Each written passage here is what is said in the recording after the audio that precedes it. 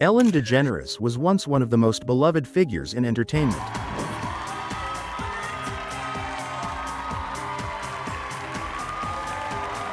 With her humor, her quick wit, and her constant reminder to audiences to be kind, she built an empire that lasted nearly 2 decades.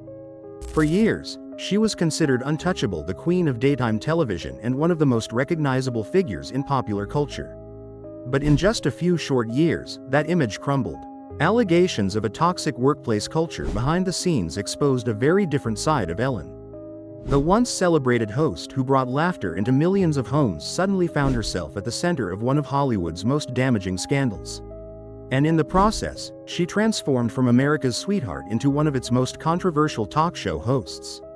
This is the rise and fall of Ellen DeGeneres. Ellen's career began in the 1980s, long before the world would come to know her as a daytime television giant. She started as a stand-up comedian, performing in small clubs in New Orleans. What set her apart was her observational humor, clean, witty, and clever, which resonated with audiences across the country. Her big break came when she was invited to perform on The Tonight Show starring Johnny Carson. Being called over to sit with Carson after a set was a career-defining honor, one reserved only for comedians Carson truly respected. Ellen not only earned that spot but made history as the first female comedian invited for that on-air conversation. It was a signal to the entertainment world that Ellen was a force to be reckoned with. By the early 1990s, Ellen had built enough momentum to star in her own sitcom, simply titled Ellen. The show ran on ABC and followed the lighthearted adventures of Ellen Morgan, a quirky and relatable bookstore owner. While it enjoyed steady success, it wasn't until 1997 that Ellen made television history. In what would become known as the Puppy episode, Ellen's character came out as gay, mirroring Ellen's own decision to publicly come out at the same time. I'm gay. This was groundbreaking. It marked the first time a lead character on a primetime network sitcom had openly come out, paving the way for LGBTQ+ representation in mainstream media. The cultural impact was enormous, but so was the backlash. While Ellen was praised by advocates and trailblazers in the LGBTQ+ community, advertisers pulled out, conservative groups boycotted, and ratings began to decline. Within a year, the show was canceled. Ellen herself became a target of public scrutiny, and Hollywood, for the most part, turned its back on her. For several years, Ellen found herself in what she later described as a career drought. Roles dried up, opportunities vanished, and she struggled to find her place in an industry that wasn't ready for her authenticity. But Ellen wasn't finished. In 2003, she launched The Ellen DeGeneres Show, a daytime talk show that combined celebrity interviews, comedy, games, and Ellen's now iconic habit of dancing her way onto the stage.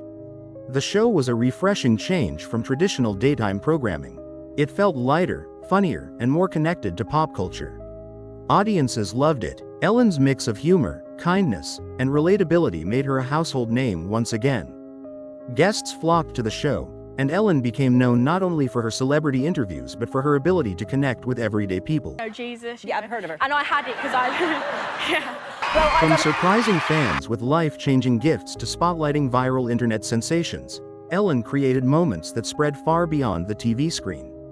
By the end of its first decade, The Ellen Show had become a juggernaut.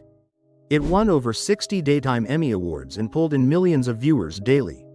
Ellen herself became a symbol of positivity, often reminding audiences to be kind to one another. By the 2010s, Ellen wasn't just a talk show host, she was a cultural phenomenon. In 2014, she hosted the Oscars, delivering one of the most talked about shows in Academy Awards history. During that night, she gathered Meryl Streep, Jennifer Lawrence, Bradley Cooper, and other Hollywood stars for what became the most retweeted selfie in Twitter's history at the time. Her influence stretched far beyond television.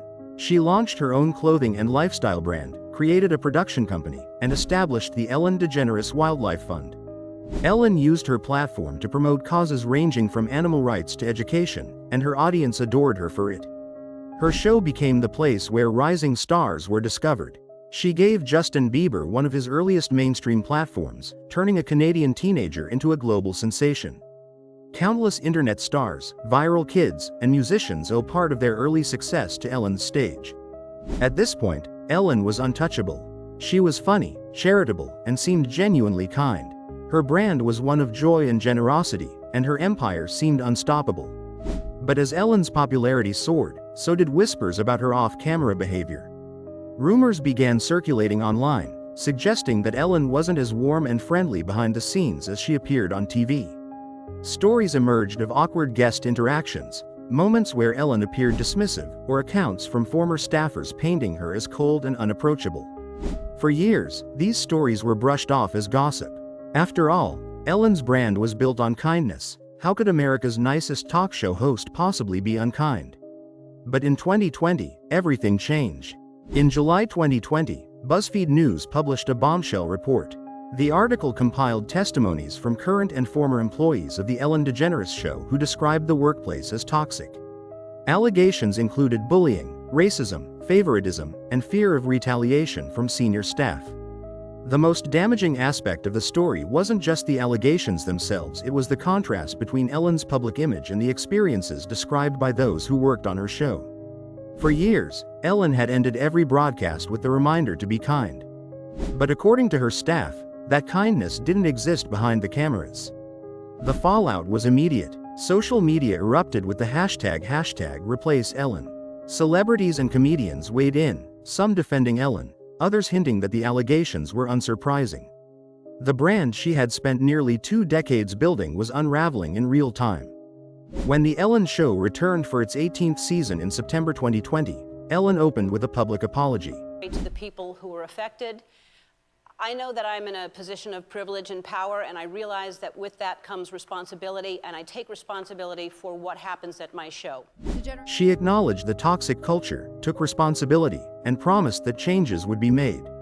But for many viewers, it was too late. The sincerity of her message was questioned, and the damage to her image was irreversible. Ratings for the show plummeted. Viewers who once tuned in for laughter and lightheartedness now saw the show through a different lens. Sponsors began pulling their support, and the empire that Ellen had built started to crumble. In 2021, Ellen announced that season 19 would be her last. Thank you so much for being on this journey with me. I feel the love, and I send it back to you. Bye. By 2022, The Ellen Show came to an end, closing the book on one of daytime television's most successful runs, and also one of its most public downfalls. The rise and fall of Ellen DeGeneres is more than just the story of one celebrity.